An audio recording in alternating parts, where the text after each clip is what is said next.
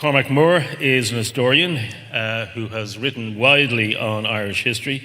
Cormac is a columnist with the Irish News and also does their On This Day column.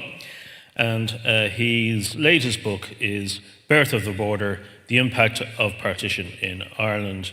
And the impact, his latest book is The Root of All Evil, the Irish Boundary Commission, which I think is fitting for the 100 years after was it the root of all evil? I think that's what Cormac is going to come to a definitive conclusion today. There will be time for questions afterwards, but in the meantime, just to let you put your hands together, please, for Dr. Cormac Moore. Nice, Cormac. Good job, I look down. Thank you, Brendan. Just before, again, I just want to offer my condolences to the family of Martin Manzer. We all know him, obviously, for the stellar work he did on the peace process, playing a vital role for decades. But he also was a keen historian and actually gave me great help with this book, offering many suggestions that have made this a better book. So today's talk, it's going to be in two parts. One, I'm going to go through kind of a summary of the Boundary Commission saga, and then I'm going to offer an analysis as to why it collapsed so spectacularly 100 years ago.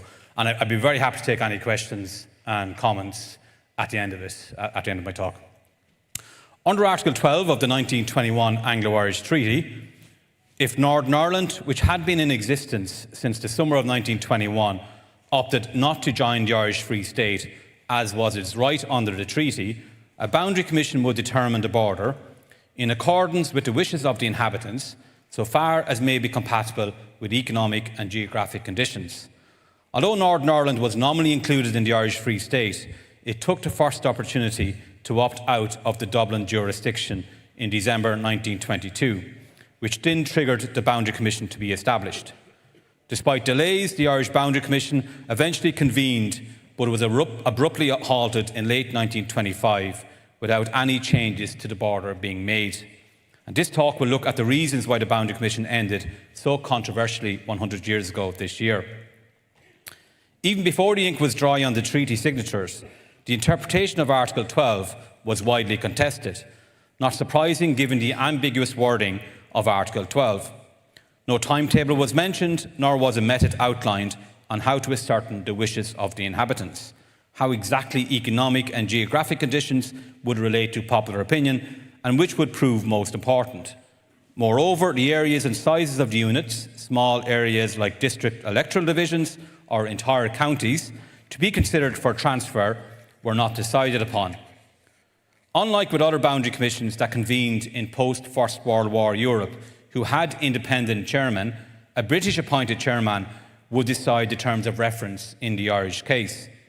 Much of the debate in British political circles after the treaty revolved around the intentions of the British negotiators in relation to the Boundary Commission.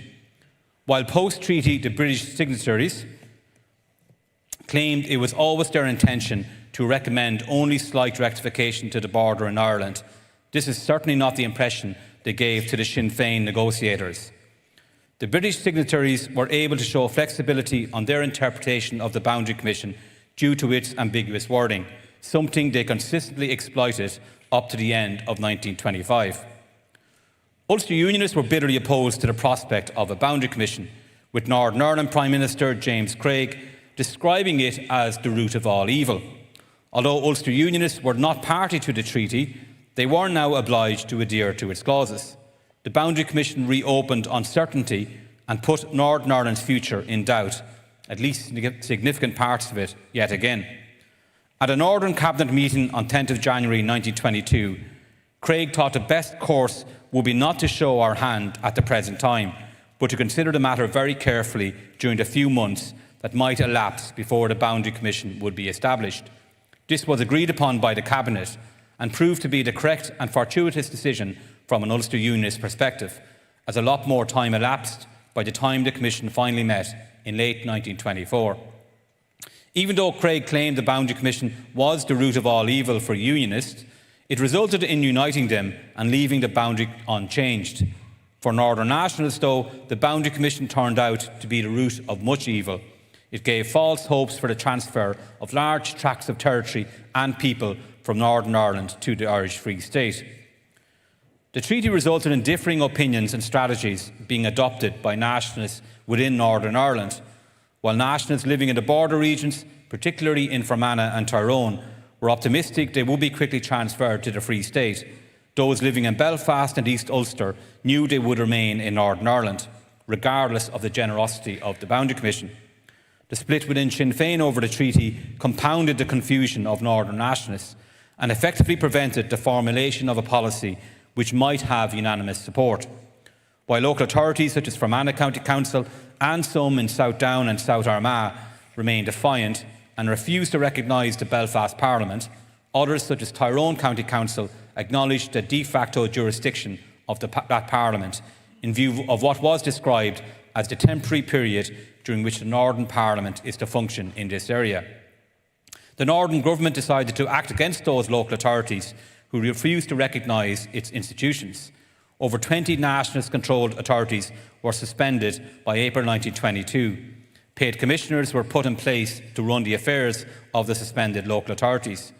On top of suspending local bodies, the Northern Government looked to take back control of them. It did this by abolishing PR, by compelling councillors to pledge an oath of allegiance to the Crown and the Belfast Parliament, and by the rearranging of local government boundaries.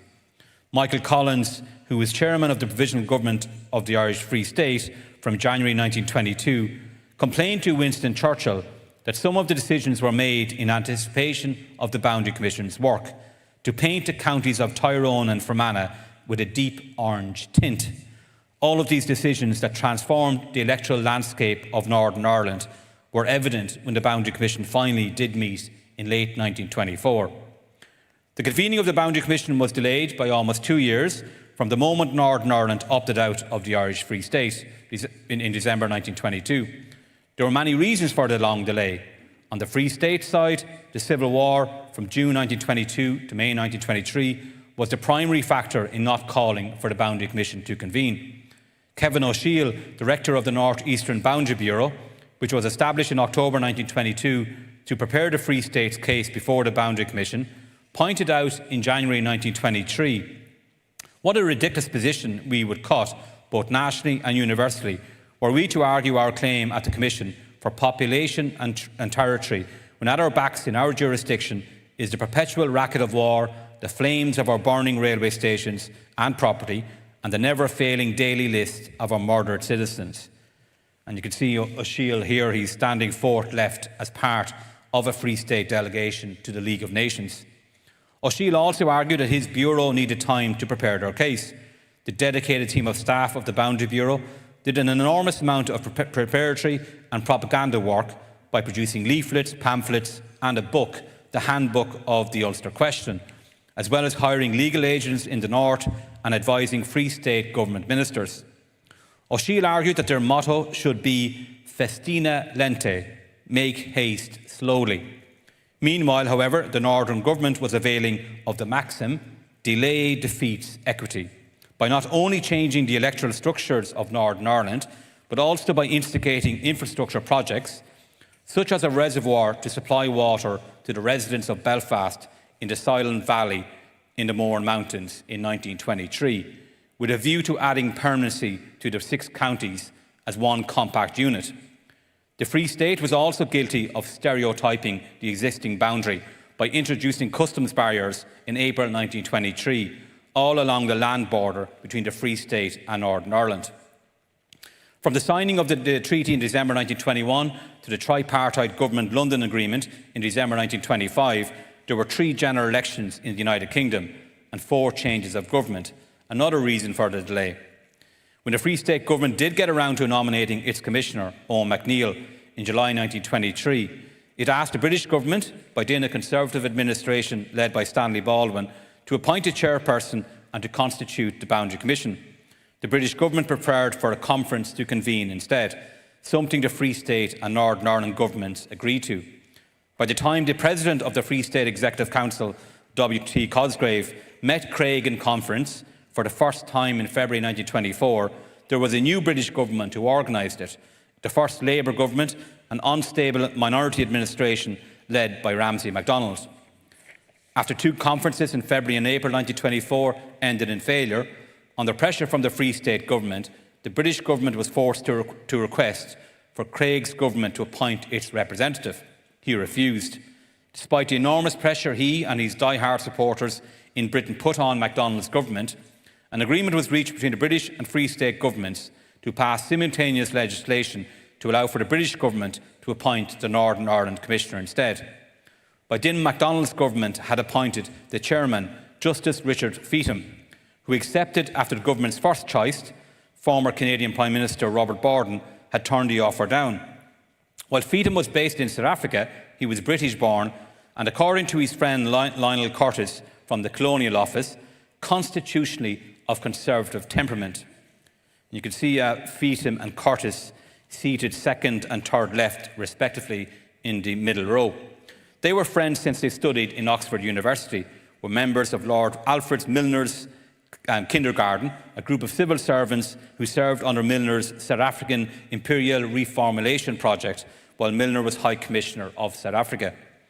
By the end of October 1924, after legislation was passed in the Dáil and at Westminster, in one of its final acts, the British Labour government appointed Joseph R. Fisher, a barrister and former editor of the Belfast unionist-leaning newspaper, the Northern Whig, as the Northern Ireland representative on the Boundary Commission. When the Boundary Commission met for the first time in November 1924, at its first meeting, it was unanimously agreed that the Commission resolved that no statement should be made for publication as to the work or proceedings of the Commission, except with the authority of the Commission. It is clear that while MacNeill stood rigidly to this, Fisher was in constant communication with Florence Reid, wife of Ulster Unionist MP David, providing updates on the Boundary Commission proceedings, which were then filtered through Ulster Unionist ranks. From December 1924 to July 1925, the 3 commissioners conducted informal and formal hearings, interviewing more than 500 witnesses based on written statements submitted in advance. And here are some images of the commissioners' informal tour of contested areas in December 1924. So here's one of the commissioners looking at maps. I think they're in the Mourne Mountains. Here's one with Bleak Fort in the background. Here's one of MacNeill and Feetham crossing a plank. Make of that what you will. And here's one of them eating lunch, looking at turkeys. And it is December, just before Christmas. As no plebiscite was carried out, the Boundary Commission relied on the 1911 census figures, the last census taken in Ireland before the Commission convened. It also relied on election results and evidence provided by witnesses to determine the wishes of the inhabitants.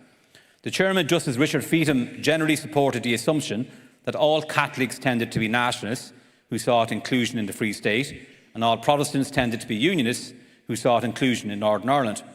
Based on submissions to the Boundary Commission, in most cases, this rule held true.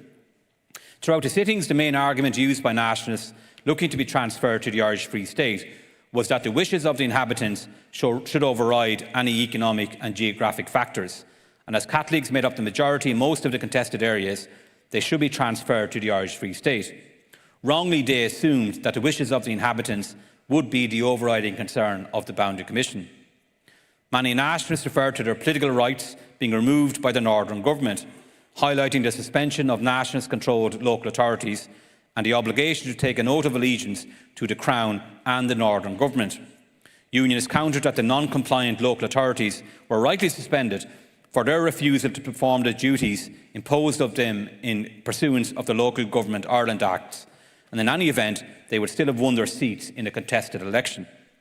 When Unionists referred to the wishes of the inhabitants, many believed differences should be accounted for between permanent residents and those who crossed the border temporarily for seasonal work, all mainly Catholic, and those who paid the most rates, mainly Protestants.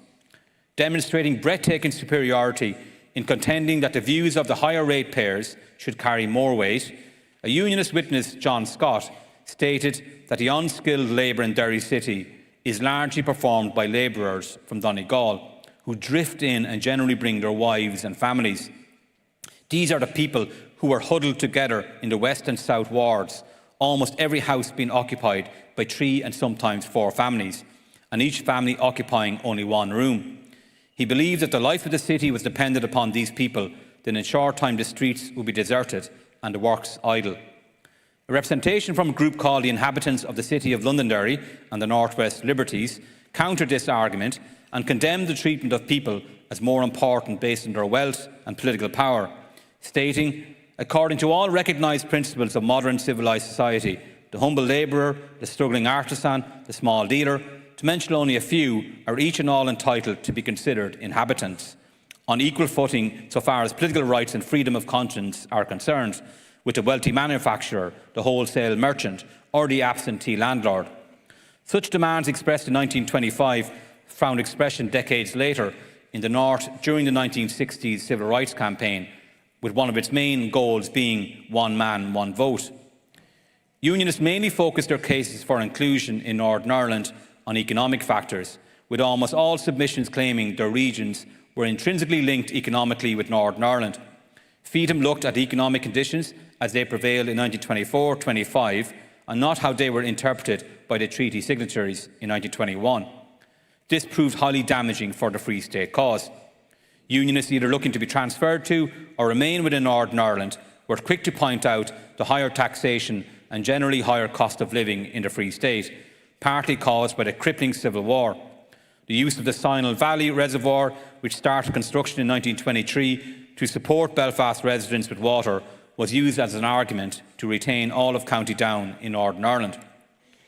Arguably more damaging for the nationalist case was the customs barrier introduced by the Free State government in April 1923 along the existing border. Feetham regularly referred to the damaging consequences of the customs barriers in his questioning.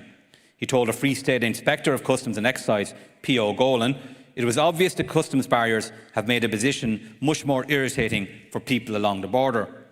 And here is Feetham inspecting a customs post in late 1924. Both Unionists and Nationalists went into some detail on the effects of the customs barrier had on their daily lives and livelihoods. While Unionists believed the placing of a customs barrier north of where they lived would lead to large financial losses and considerable inconvenience, Nationalists claimed they were already suffering from the effects of the customs barriers by losing customers from their hinterland in the Free State. Asserting their economic prosperity lay with the Free State, Nationalists sought for the boundary line to be drawn northwards. The third factor to be considered in any revision of the border was geographic, and this took on added significance, with Feetham deciding that smaller units such as district electoral divisions, instead of large units such as entire counties or poor law unions should form the basis of areas to be considered for transfer. In Tyrone, with the Catholic population more or less concentrated in the centre of the county, the decision not to consider whole counties was detrimental to the nationalist case for inclusion for many districts there. Worryingly for nationalists from South Down, Feetham suggested that Carlingford Lough might be regarded as a good natural boundary. The county most affected geographically by partition was Donegal, almost completely isolated by the rest of the Free State. Most national submissions from Donegal and Derry stressed the social, economic as well as geographic bonds between both places, with one witness, Reverend John O'Doherty, arguing that Donegal people view Derry as part of Inishowen and as such a part of Donegal. The Commissioners Owen McNeill and Joseph R. Fisher made little impression on the witnesses, partly because both took such peripheral roles during the sittings. All the interviews were dominated by Feetham, who asked the vast bulk of the questions, with the other two commissioners rarely intervening. McNeill's input was infrequent and often irrelevant. Fisher's focus seemed more on filtering the Boundary Commission proceedings through Ulster Unionist ranks than on the proceedings themselves. While the Boundary Commission was convening in Omagh in late June, Fisher wrote to Florence Reid, "All is going smoothly, and the more extravagant claims have been practically wiped out. It will now be a matter of border townlands for the most part, and no great mischief will be done." During the summer and early autumn of 1925, the Boundary Commission set about redrawing the border. A series of meetings were held from late September, culminating in one on 17th of October, when an award was substantially agreed upon by the Commissioners. Showing his dominance on the Commission, the award reflected the conclusions Feetham submitted to Fisher and McNeill in a memorandum he submitted to them on 11th of September. The main draft conclusions he reached included The existing boundary line could be shifted in either direction. Northern Ireland must, when the boundaries have been determined, still be recognised as the same provincial entity. The wishes of the inhabitants are made a primary, but not the paramount consideration. Inhabitants means persons having a permanent connection with the area concerned, and the Commission should be prepared to take as a unit of area in relation to which the wishes of the inhabitants are to be ascertained the smallest area which fairly be entitled to be considered separately, and not large areas such as counties or poor law unions. Practically all of Feetham's conclusions favoured the unionist over the nationalist case. The draft award recommended the transfer of parts of East Donegal and North Monaghan to Northern Ireland, and parts of Tyrone, Fermanagh and South Armagh to the Free State. In total, 290,000 acres and 31,319, just 27,843 Catholic and 3,476 non-Catholic people were to be transferred from Northern Ireland to the Free State, and 49,242 acres and 7,594, which was 2,764 Catholic and 4,830 non-Catholic people, were to be transferred from the Free State to Northern Ireland. The Boundary Commission recommended that Derry City and Newry remain in Northern Ireland. The omission of Newry, with an almost 75% Catholic population, from the Free State was unquestionably the most shocking decision of Feetham's, and made little sense even considering the convoluted rules he had concocted. What is most surprising about the recommended award is not that such an award was made — the writing had been on the wall for some time after all — but that McNeill appears to have consented to it, or at the very least made no substantial objection to it. There had been much speculation in the press on the potential new boundary line while the Commission was deliberating. It was the projected award published in the die-hard newspaper, The Morning Post, on 7th of November that went beyond a mere prediction. Its forecast was so close to the actual award that most people have assumed since that Fisher leaked it to the newspaper, something to which he never admitted. The Morning Post forecast did not seem to worry the Free State Executive Council or McNeill initially, but once border nationalists started to protest and expressed their anger at the abysmal forecast, it soon dawned on the Free State government that it was facing a political crisis of high magnitude. On 20th of November, McNeill resigned from the Boundary Commission, claiming that a situation of extreme gravity had arisen in Ireland consequent on the Morning Post revelations. In their subsequent statements to the press, Feetham and Fisher claimed that before his resignation, McNeill had made perfectly clear his intention of joining with us in signing the Commission's award, embodying a boundary line, the general features of which were approved and recorded in our minutes as long ago as Saturday, 17th of October. McNeill was then forced to take the only other action now left to him and resign from the Executive Council. It is important to acknowledge that McNeill's position was incredibly difficult. No matter who was the Free State Commissioner, it was unlikely that the aspirations of the Free State Government, and particularly of border nationalists, would have come close to being met. However, his performance throughout the Boundary Commission, and even after the Morning Post report, made what was a difficult position infinitely more so. When the Free State Government tried to negotiate its way out of the mess it found itself in, the blunders of McNeill weakened the Free State Government's hand from the off. Cosgrave rushed over to London to have the Boundary Commission report buried, and after a week of intense negotiations involving the Free State, British and Northern Irish governments, a tripartite agreement was signed on 3rd of December 1925. Under the agreement, Article 12 of the treaty was revoked and Northern Ireland's boundary remained as it was defined under the Government of Ireland Act 1920. Article 5, which outlined financial commitments to be paid by the Free State to Britain that could have been in the region of £150 million, was waived for the Irish Free State. The Free State became liable for malicious damage incurred during the War of Independence, and the Council of Ireland was scrapped. Despite Cosgrave describing what became known as the London Agreement as a damn good bargain, he was fooling few people. Wilfred Spender, head of the Northern Ireland Civil Service, later claimed that Cosgrave did not believe himself it was a damn good bargain, and during a meeting with Craig burst into tears and said that Lord Craigavon had won all down the line, and begged and entreated him not to make things more difficult for him. McNeill tried to rehabilitate his political career somewhat when he unsuccessfully ran for TD in June 1927 in the National University of Ireland constituency, where he had once held a seat. Seeking to mitigate the adverse factor of his performance on the Boundary Commission to his candidature, he attempted to justify his performance. He claimed the thing that mainly made the Boundary Commission fruitless was the defective character of Article 12 of the treaty. The adoption of this article admitted by implication that the boundary fixed in the Act of 1920 was indefensible and unconstitutional. In the whole question at issue, the British government was from first to last one of the principals. But by Article 12, the British government, itself responsible for the Act of 1920 and a principal in the controversy, was made the umpire and practically the deciding judge. He considered the wording of Article 12 to be a great defect, with the wishes of the inhabitants to prevail so far as they were compatible with economic conditions. This, he believed, did not allow the inhabitants to be judges of their own economic advantage and made it possible to hold that some undefined economic condition could override the wishes of the inhabitants. There are some merits to MacNeill's arguments. He was faced with a thankless task.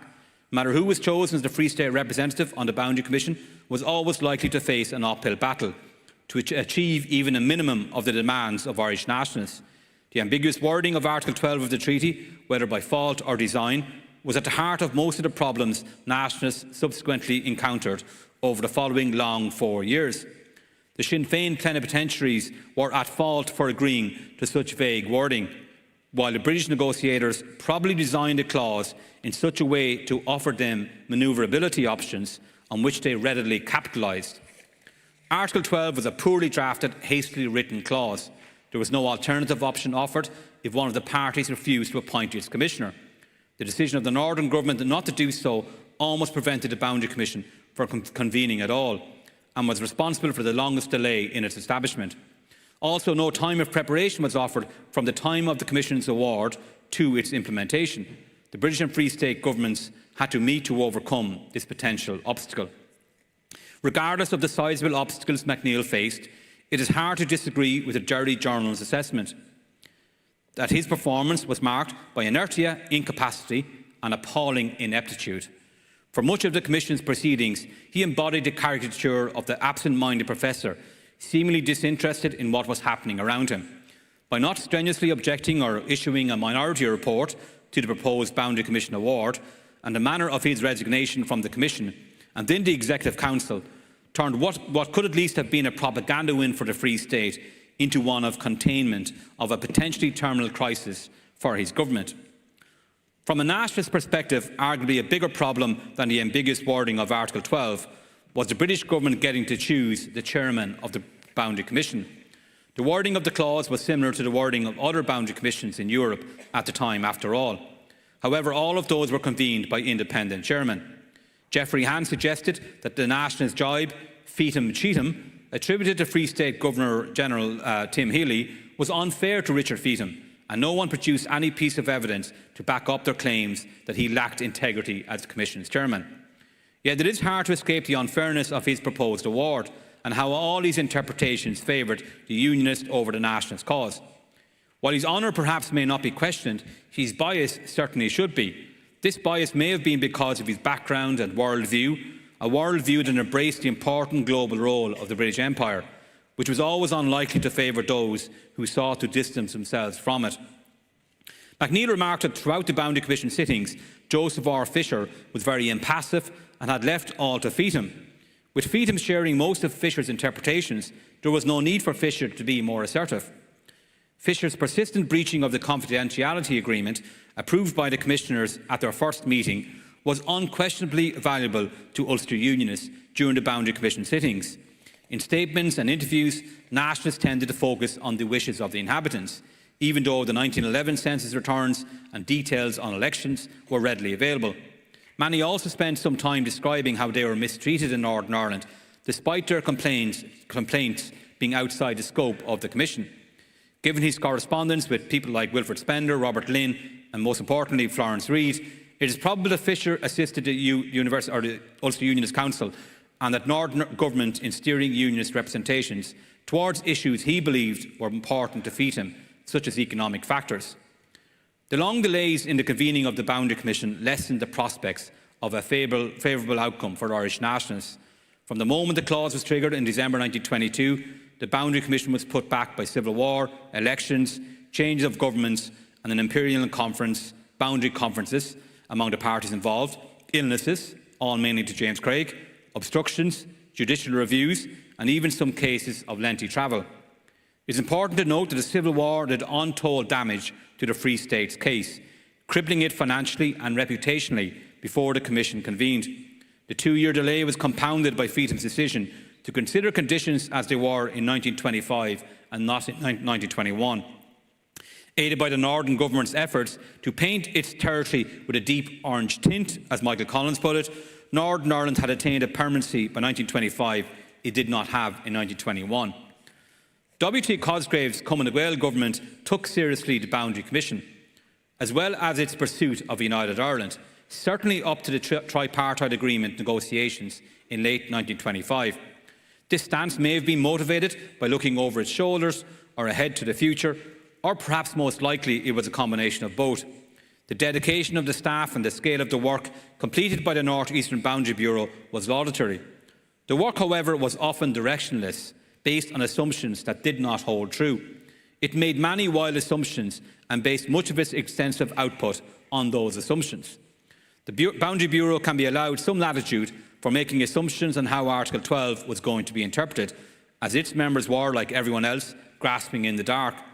Boundary Bureau representatives share the same poor understanding of the mindset of Ulster Unionists that bedevilled senior Sinn Féin members ever since this party became the leading nationalist party in Ireland from 1918. The Free State Government and the Boundary Bureau failed to understand that Ulster Unionists hated Dublin more than they loved the British Empire, resulting in many critical errors. Kevin O'Shiel was convinced in May 1923, for example, that Irish unity was close to being realised. They continuously misjudged Ulster Unionists, overemphasising the importance of the hard-headed Ulster businessman trope in decisions made by the Northern Government. The Free State Government's most significant error was arguably the decision to erect customs barriers in April 1923. While this decision was made to assert the Free State's financial independence and to improve its dire financial position, it was also made to financially pressurise Northern Ireland into an all-Ireland Parliament. The Free State protagonists failed to see what Northern nationalists, such as Joe Devlin, did, that had stereotyped the border before the Boundary Commission had even convened. Its consequences were among the main complaints made by people who submitted evidence to the Commission. Feetham placed a large emphasis on the effects of customs barriers in his questioning and decision-making, arguing, for example, that Newry should remain in Northern Ireland, partly because of the negative impact the placing of customs barriers north of the town would have. The role of W.T. Cosgrave throughout the Boundary Commission saga needs assessment. He pushed for, financed and supported the Boundary Bureau. He devoted a considerable amount of time and resources to get the best possible solution through the Commission. Up until late 1925, he consistently showed empathy for Northern nationalists and condemned the coercion they experienced in the North. However, his appointment of MacNeill as the Free State Commissioner was a dreadfully poor decision, not only because of MacNeill's unsuitability for the role, but also because MacNeill, as an Executive Council member, did not have the time to devote fully to the Commission, which was badly needed.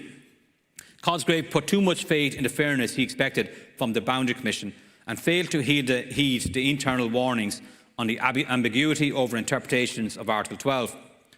Cosgrave was also a terrible negotiator, constantly telegraphing his thoughts to British and Northern Irish stakeholders. Stanley Baldwin and James Craig undoubtedly could see the panic in his eyes when he rushed over to London to have the Boundary Commission report shelved in late 1925. He contradicted his Cabinet colleague Kevin O'Higgins, siding with Craig and opposing the abolition of PR. His behaviour leading up to the signing of the London Agreement was in ways contemptible, where he attempted to sabotage on more than one occasion attempts to ease the plight of Northern nationalists, focusing his efforts instead on the waiving of Article 5. He demonstrated that he had abandoned Northern nationalists over money. After readily discarding the Council of Ireland, he talked up the prospect of a warm relationship and regular meetings with Craig, but they never met again, and all his utterances on achieving Irish unity vanished after 1925. While some of the rhetoric remained, policy and political contact with the North was jettisoned. His stance from 1925 reflected all Southern governments' approaches towards the North for decades, strong on rhetoric, devoid of policy, including those of his successor, Eamon de Valera. The Cumann Gael government survived the crisis created by the breakdown of the Boundary Commission, but it was severely damaged.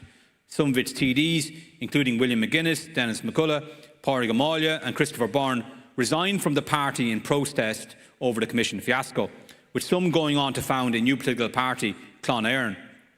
They subsequently joined Fianna Fáil, the party De Valera formed in 1926, after the ineffectiveness of the Sinn Féin abstentionist policy was brought home to him as the crisis over the Commission unfolded, and he left Sinn Féin. His new party went on to dominate politics in 26 counties for decades.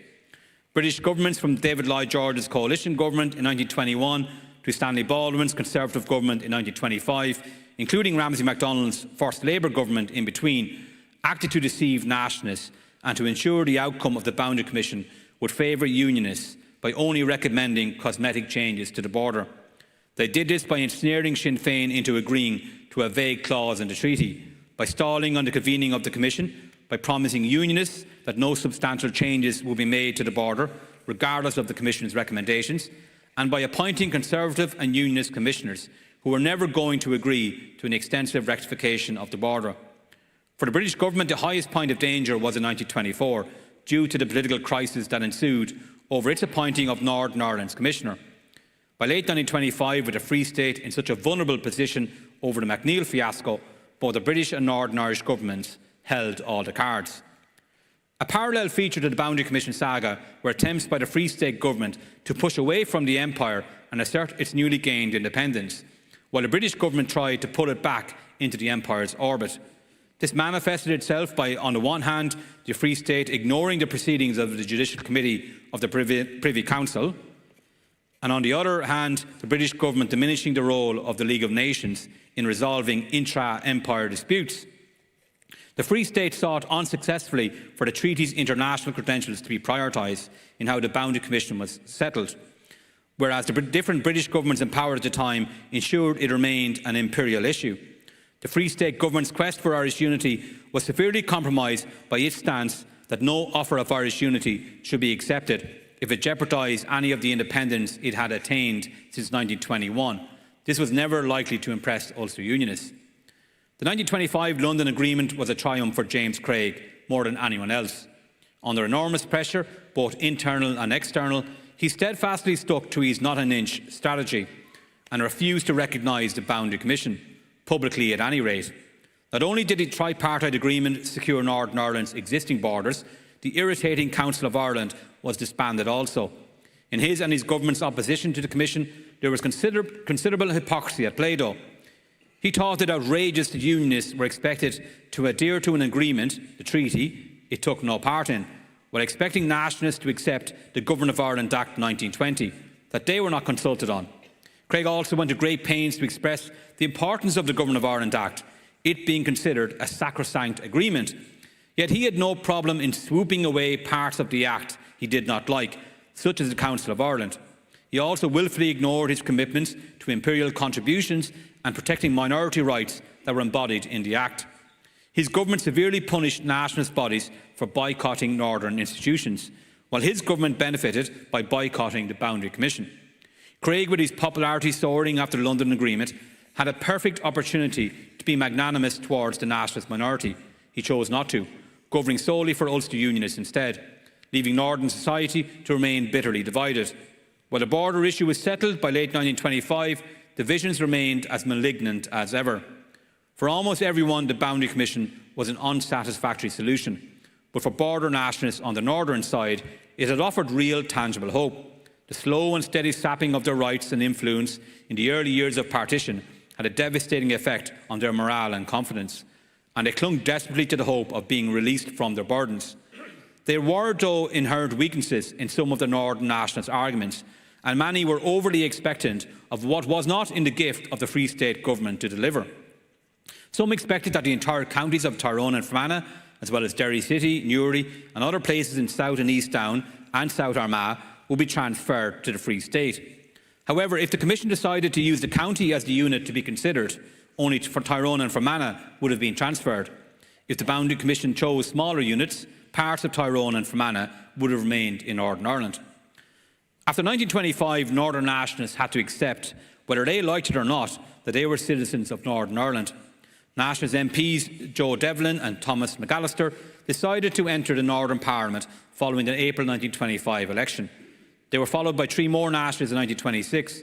By 1928, there were 10. Cardinal Patrick O'Donnell, the Catholic Primate of Ireland, remarked, "The area of the 6 counties is now fixed as the area of Northern Ireland, and everyone within it has to make account of that fact." The fallout from the Boundary Commission has left a bitter taste in the mouths of Northern nationalists ever since. Their trust in British governments, always threadbare, evaporated completely. But perhaps more importantly, their trust in the South suffered an irrevocable blow due to the Free State government's abandonment of the North for financial benefits. The mistrust still resonates today. Many Northern nationalists believe there is a partitionist mindset in the South, and that the establishment political parties there, Fianna Fáil and Fine Gael, are not interested in Irish unity, despite rhetoric to the contrary. There is contempt for the geo-blocking of programmes in the North, particularly sporting ones by RTE, the provision of weather information from Met Éireann for just the 26 counties, the naming of the 26 county state as Ireland under the 1937 Constitution, and the prohibition of citizens in the North from voting in Irish presidential elections, which of course is very topical at the moment. As prospects of a border poll have entered public discourse since the acceptance of the Good Friday Agreement of 1998, focus has shifted to an ambiguous clause in the agreement, Schedule 1.2, which states that a British Secretary of State for Northern Ireland shall exercise the power to call a border poll, if at any time it appears likely to him that a majority of those voting would express a wish that Northern Ireland should cease to be part of the United Kingdom and form part of United Ireland. As with the original Boundary Commission, this seems to leave the power in the hands of the British government. Many fear that this could prevent a border poll from occurring at all, with, to quote Fermanagh-based nationalist Cahir Healy, "The liberties and rights guaranteed to the nationalists scrapped and the people sold into political servitude for all time." Thank you.